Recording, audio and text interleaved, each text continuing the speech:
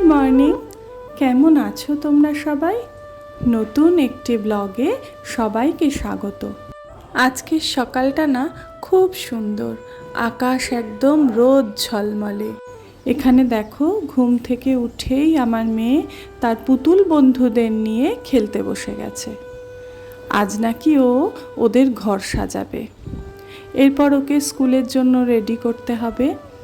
এদিকে আল্লাদি মেয়ের কাণ্ড দেখো, স্নান সেরে বাবার কোলে কেমনভাবে বাথরুম থেকে বেরোচ্ছে। আজ আবার সে বেজায় খুশি, কারণ আজ সে তার পছন্দের দুধ ভাত খেয়ে স্কুলে যাবে।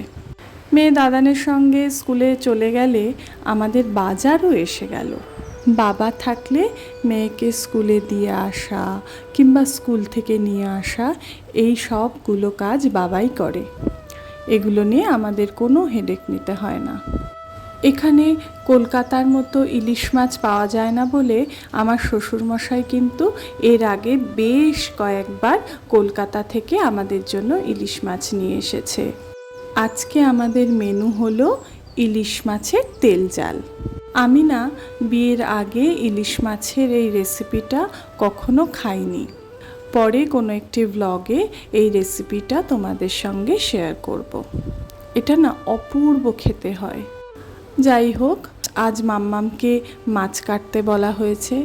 আগে কোনো মাছই না বাজার থেকে কাটিয়ে আনা হতো না, কিন্তু এখন আমার শাশুড়ি মা আর নিচে বসে মাছ কাটতে পারে না।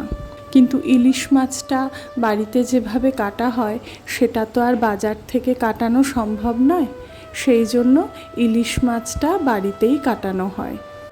আসলে ইলিশ মাছের লেজায় প্রচুর লম্বা লম্বা কাটা থাকে, তাই আমাদের বাড়িতে লেজাটা এমনভাবে কাটা হয় যাতে কাটা গলায় না বেঁধে। আগে এই ফালিগুলো না আরও সরু সরু হতো। মাছের মাথাটা দেখো, এভাবে যদি কেটে কোনো রান্না করো তাহলে কিন্তু মাছের মাথার কাটাগুলো পুরো সবজিতে ছড়িয়ে যাবে না।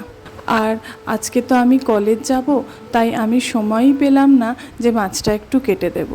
আর তাছাড়াও এখন আমার নি জয়েন্টে ব্যথা হয় বলে আমিও আর মাটিতে বসে মাছ কাটতে পারি না।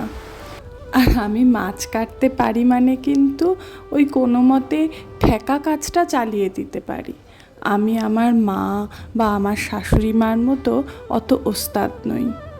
আর আমি কিন্তু কোনো রকম জ্যান্ত মাছই হাতে ধরে কাটতে পারি না।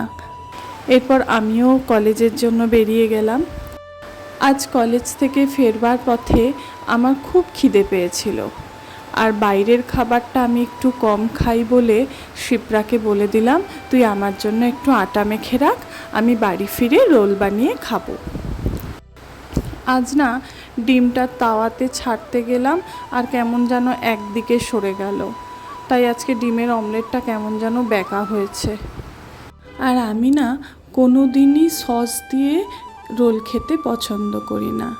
এই জন্য আমি একটু পাতিলেবু কিংবা গন্ধরাজ লেবুর রস ছড়িয়ে নিয়ে তারপর রোলটা খাই।